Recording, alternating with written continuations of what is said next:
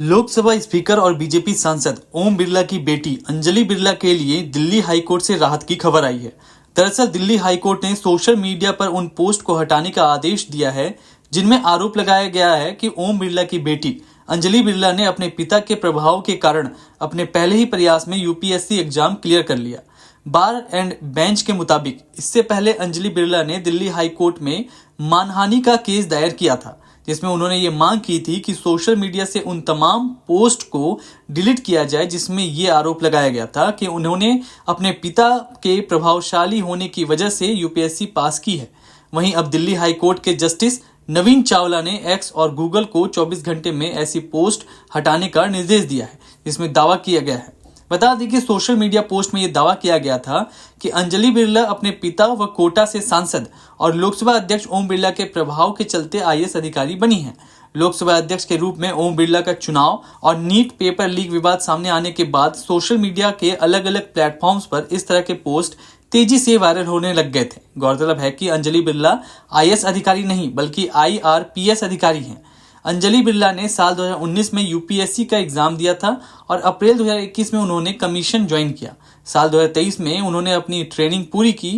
वहीं social media पर users ने यहां तक कह दिया कि अंजलि एक मॉडल हैं और अपने पिता के दम पर उन्होंने यूपीएससी क्लियर किया है। कई पोस्ट में यह भी लिखा गया है कि अंजलि बिरला प्रोफेशन से एक मॉडल हैं और पिता की पावर की वजह से पहली बार में यूपीएससी क्लियर कर आईएएस अधिकारी बन गई। हालांकि अंजलि बिरला ने इन सभी दावों को सिरे से नकारा है और दावा किया है कि यह सोशल मीडिया हैंडल पूर्व नियोजित साजिश के तहत संचालित किए जा रहे हैं और उनके पिता ओम बिरला को बदनाम करने के मकसद से साजिश की जा रही है। ऐसे में अंजलि बिरला ने कोर्ट से मांग की थी कि उनके खिलाफ सभी झूठे पोस्ट डिलीट करवाए जाएं। इसके लिए उन्होंने सोशल मीडिया प्लेटफॉर्म एक्स के 16 अकाउंट की डिटेल दी है जहां से वो पोस्ट हटवाना चाहती थी। इसमें यूट्यूबर ध्रुव राठी का एक पैरोडी अकाउंट भी शामिल है। माननीय सदस्यगण, ये सदन 1975 में देश में आपातकाल इमरजेंसी लगाने के निर्णय की कड़े शब्दों में निंदा करता है। इसके साथ ही हम उन सभी लोगों की संकल्प शक्ति की सराहना करते हैं जिन्होंने इमरजेंसी का विरोध किया, अभूतपूर्व संघर्ष किया और भारत के लोकतंत्र की रक्षा का दायित्व निभाया। भारत के इतिहास में 25 जून 1975 के उस दिन को हम हमेशा काले अध्याय के रूप में जाना जाएगा। इस दिन तत्कालीन प्रधानमंत्री श्रीमती इंदिरा गांधी ने देश में इमरजेंसी लगाई और बाबा साहब अम्बेडकर द्वारा निर्मित संविधान पर प्रचंड प्रहार किया था। भारत की पहचान पूरी दुनिया में लोकतंत्र की जननी के तौर पर है। भारत में हमेशा लोकतांत्रिक मूल्यों और वाद संवाद का समर्थन हुआ, हमेशा लोकतांत्रिक मूल्यों की सुरक्षा की, उन्हें हमेशा प्रोत्साहित किया गया। ऐसे भारत पर श्रीमती इंदिरा गांधी द्वारा तानाशाही थोप दी गई, भारत के लोकतांत्रिक मूल्यों को कुचला गया और अभिव्यक्ति की आज़ादी का गला घोटा गया। इमरजेंसी के दौरान भारत के नागरिकों के अधिकार नष्ट कर दिए गए, नागरिकों से उनकी आज़ादी छीन ली गई। ये वह दौर था जब विपक्ष के नेताओं को जेल में बंद कर दिया गया, पूरे देश को जेल खाना बना दिया गया। तब की तानाशाही सरकार ने मीडिया पर अनेक पाबंदियां लगा दी गई थी, न्यायपालिका की स्वतंत्रता पर अंकुश लगा दिया गया था। इमरजेंसी का वह समय हमारे देश के इतिहास में अन्याय काल का एक काला खंड था। आपातकाल इमरजेंसी लगाने के बाद उस समय कांग्रेस सरकार ने कई ऐसे निर्णय किए जिन्होंने हमारे संविधान की भावनाओं को कुचलने का काम किया।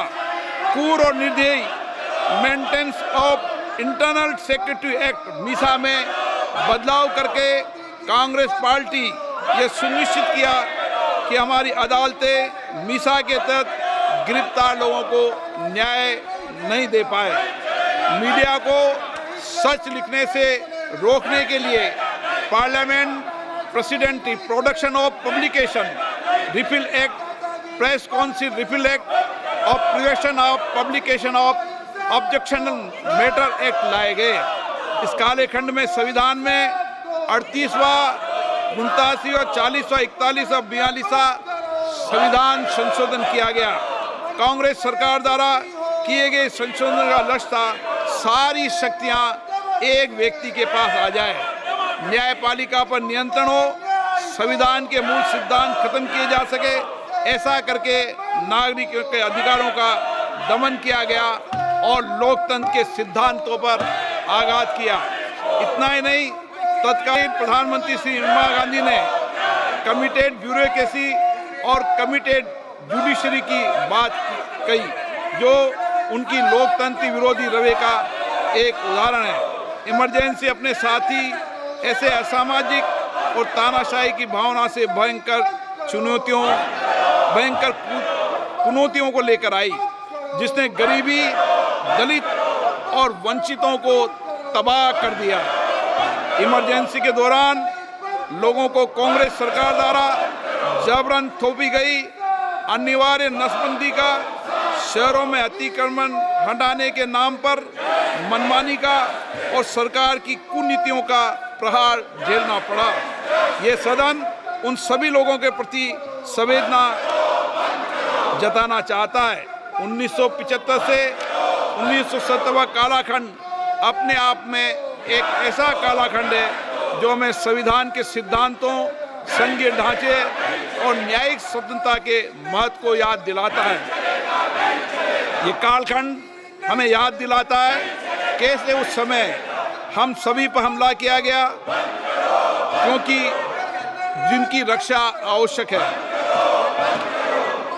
ऐसे समय में जब आपातकालीन इमरजेंसी के 50वें वर्ष में हम प्रवेश कर रहे हैं, ये 18वीं लोकसभा बाबा साहब अम्बेडकर द्वारा निर्मित संविधान को बनाए रखने, इसकी रक्षा करने और इसे संरक्षित रखने की अपनी प्रतिबद्धता को दोहराती है।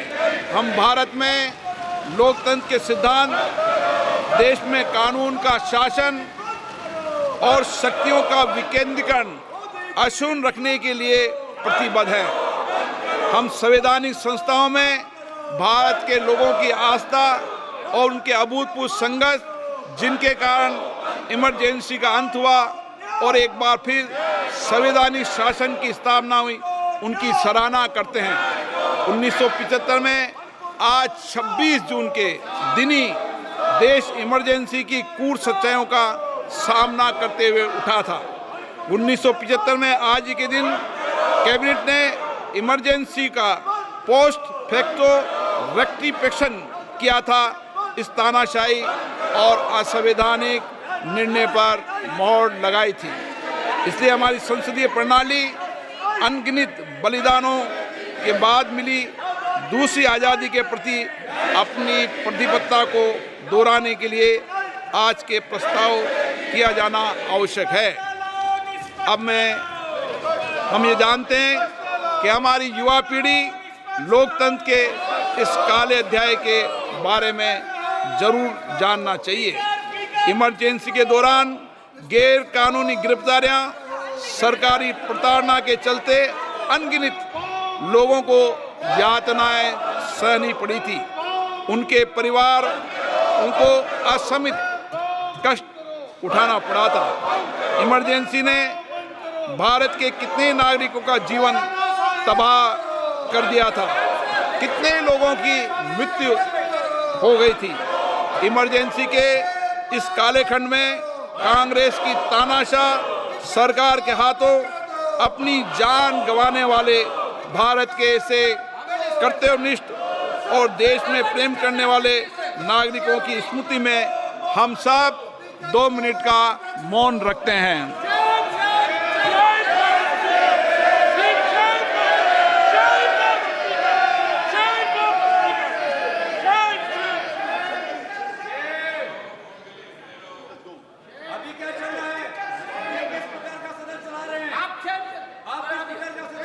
ओम शांति। और आप हमसे जुड़े रहने के लिए सब्सक्राइब करें YouTube पर, फॉलो करें Twitter पर और लाइक करें Facebook पर। और ज्यादा जानकारी के लिए आपको टाइप करना होगा सिर्फ न्यूज नशा।